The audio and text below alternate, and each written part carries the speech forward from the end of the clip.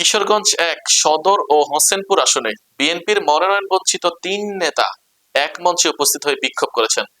এ বিষয়ে থাকছে আলাউদ্দিন শুভর প্রতিবেদন।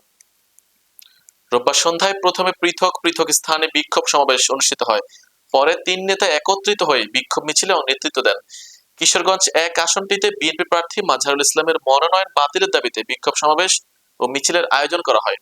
সন্ধ্যায় শহরের স্টেশন রোডে নিজ কার্যালয়ে সমাবেশ করেন বিএনপির মনোনয়ন প্রত্যাশী জেলা বিএনপির সাবেক সহসভাপতি রেজাউল করিম খান চুন্নু।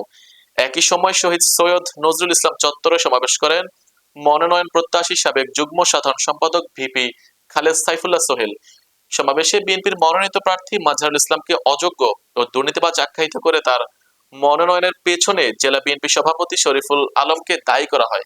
শরীফুল আলমকে ষড়যন্ত্রকারী ও কালো টাকার মালিক হিসেবে আখ্যায়িত করে বক্তব্য দেন তারা।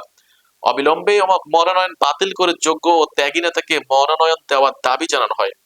সমাবেশে রেজাউল করিম খান চুন্নু আসন্ন নির্বাচনে অংশ নেবেন বলেও ঘোষণা দেন। মিছিল শেষে জেলা বিএনপি সভাপতি শরীফুল আলমের কুশপুত্তলিকা পোড়ানো হয়।